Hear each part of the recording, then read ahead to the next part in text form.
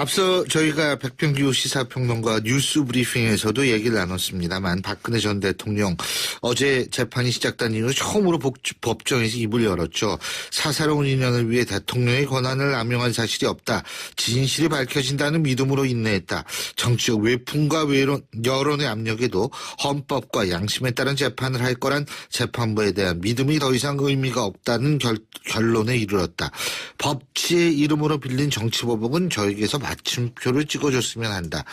자, 이것이 바로 박근혜 전 대통령이 어제 밝힌 핵심 내용인데요.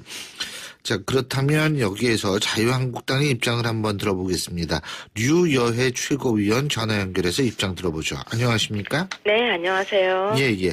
어제 박근혜 전 대통령 입장 어떻게 들으셨습니까? 재판부에 대한 믿음이 사라졌다는 말이 참 슬프게 들리죠. 어떻게 보면은 국민의 한 사람으로서 그리고 우리도 그 입장이 되어본다면 그 처절한 마음이 느껴집니다. 무죄 추정 및 불구속 재판 원칙이 당연하게 있음에도 불구하고 구속 기간이 또 연장되는 걸 보면요. 어떻게 보면은 박근혜 전 대통령의 본인의 입장에서는 재판부가 더 이상 공평하지도 않고 공정하지도 않고 또 더 이상 내가 믿을 수가 없다라고 생각했을 겁니다. 그런데 거기에서 우리가 지금 살펴보면요. 변호인단이 다 사퇴하는 그 초유의 광경을 보면서 본인의 입장은 얼마나 처절할까라고 입장을 한번 바꿔서 생각해 볼 수가 있습니다. 예. 지금 박근혜 전 대통령의 입장에 대해서 동의하십니까?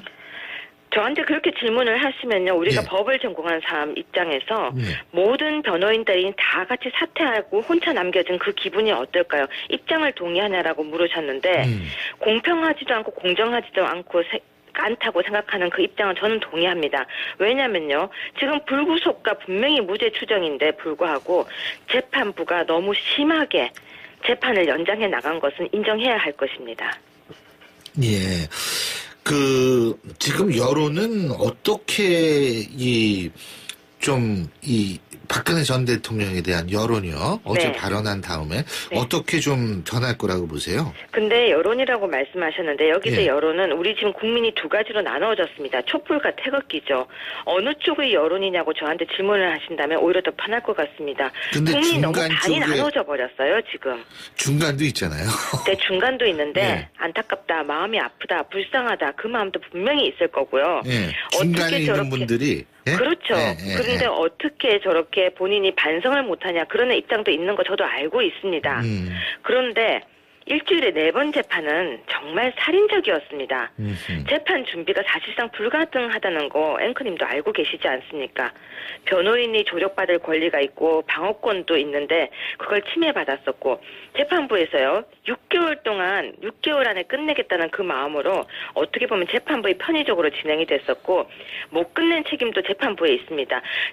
무슨 증거가 많다, 자료가 많다 그랬으면 신속하게 재판을 끝냈어야죠.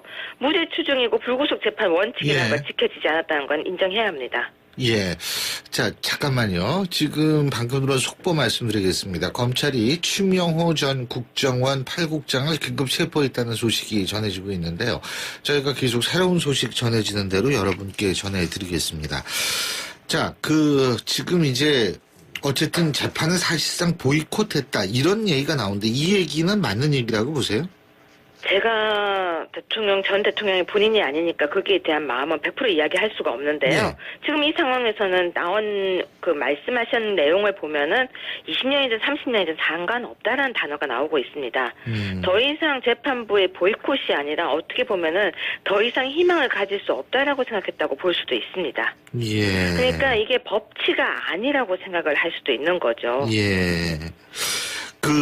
박상기 법무부 장관이 이 4월 16일 세월호 참사 당시에 박 전 대통령의 행적에 대해서 전면적인 재조사가 필요하다. 이런 언급을 했는데 이 부분은 어떻게 들으셨습니까? 재판 진행 중인 사건에 대해서 전직 대통령이 한 발언에 대해 주무장관이 자신의 의견을 개진하는 것은 아주 부적절하다고 볼 수 있습니다. 본인이 법무부 장관이지 재판 중인 사건에 대해서 의견을 개진할 수 있는 자격은 없지 않을까요? 참, 그리고요. 네. 지금 그 자유한국당 내에서 홍준표 대표를 비롯한 이제 이 박근혜 전 대통령 탈당 문제 있지 않습니까? 네. 그죠? 이거가 지금 이제 그 보수 대통합이라는 그것에 상당히 중요한 역할을 한다 이런 분석이 많았는데. 네. 예? 자, 지금 박근혜 전 대통령이 어제 언급이 있은 이후에 네. 이 문제가 좀 바뀌는 거 아니에요? 저희 지도부에서는 아직 네. 이 부분이 안건으로 올라온 적이 없습니다. 그 부분은 계속해서 혁신위에서 논의되고 있는 거고요. 예. 최고위에서는 정식 안건으로 올라와서 논의된 적이 없기 때문에 제가 이 부분은 답을 드리기가 좀 힘드네요. 한 번도 지도부에서 이 부분을 정식으로 논의한 적은 없습니다. 그러면은 홍준표 대표 개인적인 의견만 계속 나오는 거예요? 그건 아닙니다. 왜냐하면 혁신위 의견이라고는 들었습니다. 그래서 혁신위와 지도부는 지금 일단 분리가 되어 있고요. 예. 혁신위에서 의견을 안건을 최고위에 올리게 되면 최고위에서 의결하도록 되어 있는데요. 아직까지 정식적으로 올라온 적은 없습니다. 이 자유한국당에서는 노무현 전 대통령 일가의 640만 달러 수수 혐의 의혹 사건을 재조사해달라고 하면서 지금 권양숙 여사를 비롯한 5명을 검찰에 고발을 했는데 네. 더불어민주당은 공소권이 없어졌는데 이게 다시 정쟁 아니냐? 사자 명예훼손이다. 이성을 자꾸 고소를 취하해야 한다는 입장인데 이 부분은 어떻게 보십니까? 더불어민주당에도 분명히 법조인이 있을 텐데 이 부분을 왜 그렇게 해석했는지 모르겠습니다. 만약 제가 지금 만약이라고 얘기했습니다. 가족들이 공범이라면은 노 전 대통령 사망으로 인해서 공소권이 없다고 해서 가족들도 공소권이 없지는 않습니다.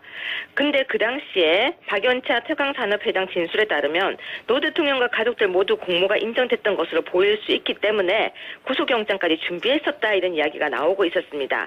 그렇다면 공소시효도 뇌물인 경우에 충분히 남아있고요.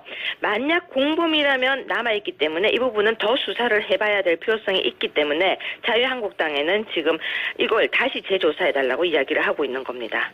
사자 명예훼손이나 예를 들면 공소권이 없다고 보지 않으시는 거죠? 그럼요. 그리고 네, 사자의 명예훼손이라고 이야기를 하셨는데 예. 이건 사자 부분이 아니라 가족들이 공범이라면이라고 하는 범죄 사실에 대한 조사를 해야 된다는 부분입니다. 예, 잘 알겠습니다. 오늘 말씀 여기까지 듣겠습니다. 고맙습니다. 네, 고맙습니다.